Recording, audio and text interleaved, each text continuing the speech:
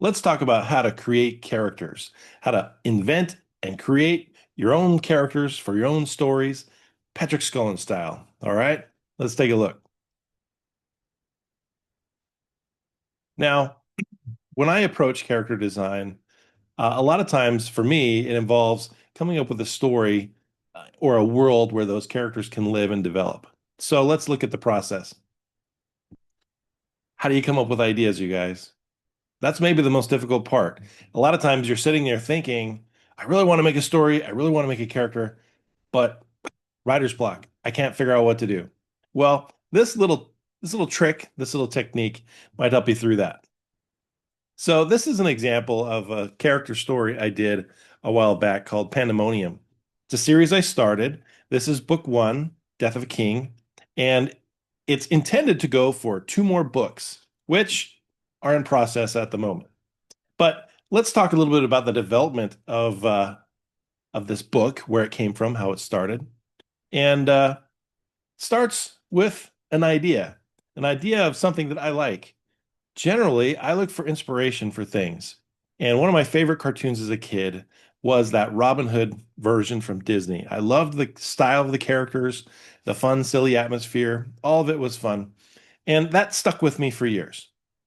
So I knew when I created this new story, Pandemonium, I wanted it to be in an animal world and have a little bit of some, silliness to it. But obviously, I can't just take the Robin Hood story and use that, even though it is kind of a mythology. And mythology is, public domain, something you can play with. So, step number one, I highly recommend looking at mythology and public domain and thinking about stories and archetypes that already exist. That will help your audience engage with your story. So, that's one half. And then I thought, well, I can't just do Robin Hood. I need to do my version. And of course, putting it in an animal world is important. But for me, I thought, how about a bear world? How about a panda bear world? Or actually, as my story develops, a world where there's only one panda. In any case, I started doing this mashup. And that's the secret, you guys, is thinking about, okay, I take this, put it together, what do I get? That's the idea. If you just try to invent something from scratch, usually you have to find some inspiration first. So in my case, I thought, let's put Robin Hood with a bear world with a little bit of pirates and see what happens. And that's where Pandemonium was born. So this is Robin. Hint, hint. She's on an adventure to find out who she is and why she's the only panda in the world. And I thought, well, I need to give it a place, a location. Started thinking about, the area where she lives. All of that becomes part of the development process. So let's get into that a little bit. Is how do you develop a backstory for your characters? Where does that come from? So here's the three W's of creating a backstory. Who? Who are they? What's their personality? So I'm going to use another example from my stories. Here I have the super siblings. The super siblings are a brother and sister that has superpowers. One is good, the other is bad, yet they don't know each other's secret identity and they've become rivals. And that was the inspiration for super siblings, that actually is, mm, I'd say, inspired by my relationship with my pesky little sister, right? So I thought, of course, the older brother is the good guy, and the pesky little sister is the villain. And wouldn't it be funny if, just like Superman, these two characters had superpowers hidden in plain sight? Of course, one of my favorite movies is The Incredibles. And when I first started conceiving this idea, it was really about the same time as The Incredibles came out. So it wasn't really inspired by The Incredibles, but I liked the idea of a family with superpowers, not unlike the Fantastic Four. But in my case, the parents have no powers, it's just the kids. And so part of the comic strip and part of the story was figuring out where those powers came from. Here's the brother and sister, opposites. One good reading history, the other watching TV.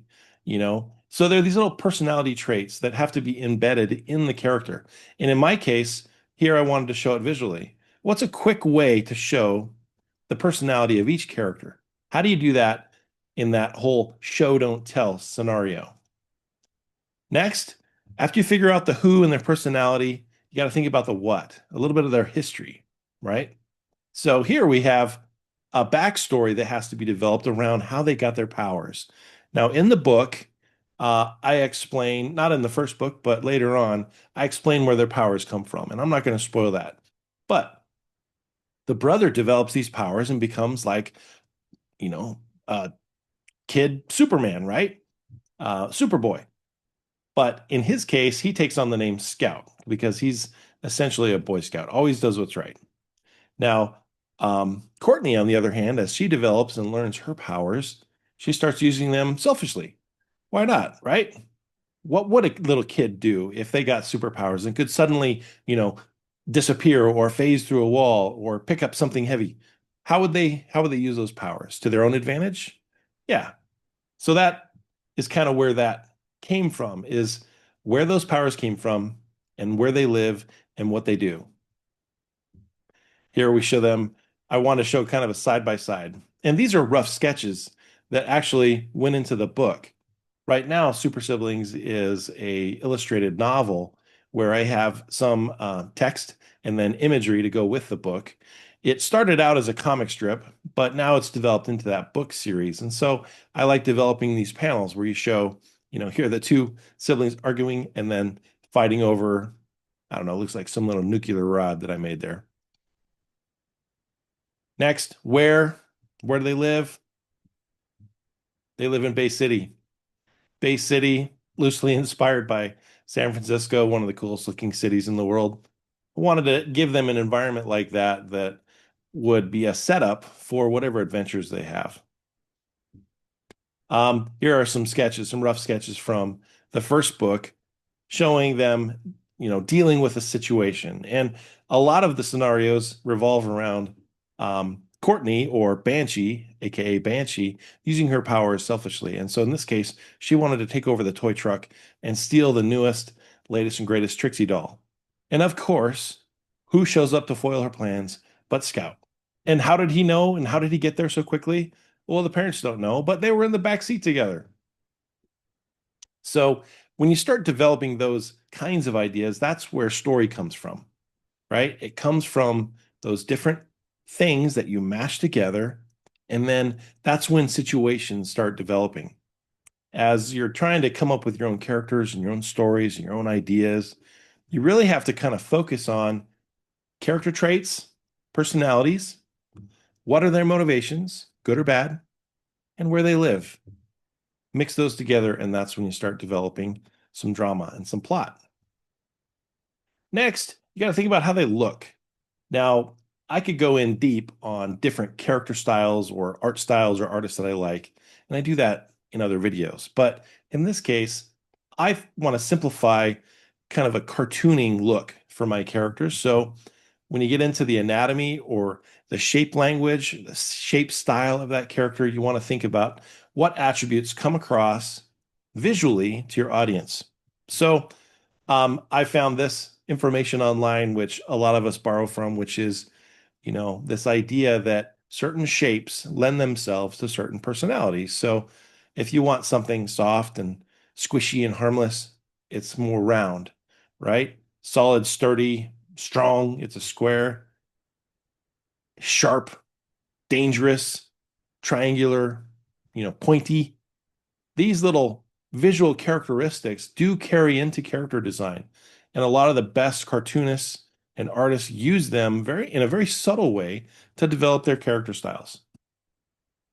Here's just a basic example that some artist rendered showing, how you might use that basic shape as a starting point for your character. Here's another example, rounded characters, soft characters, more friendly. Squares, sturdy, strong, powerful.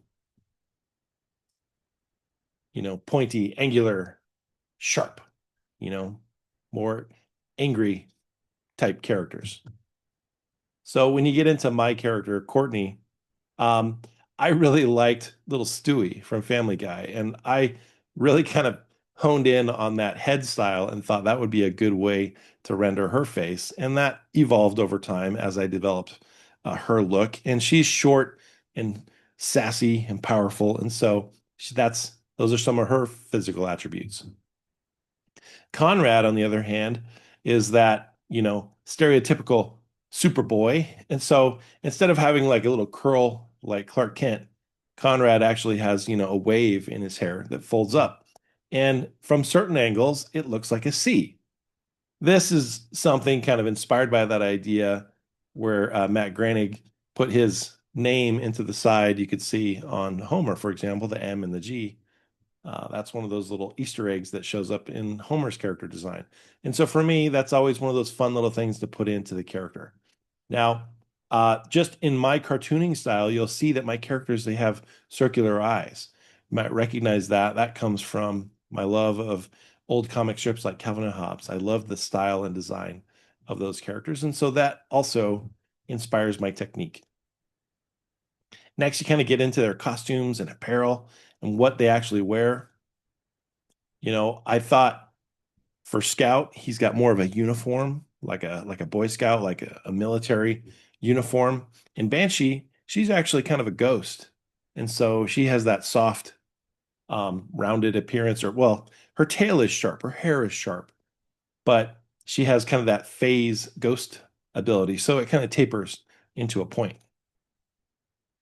So those are some things to think about as you develop your characters. Here you see them in color.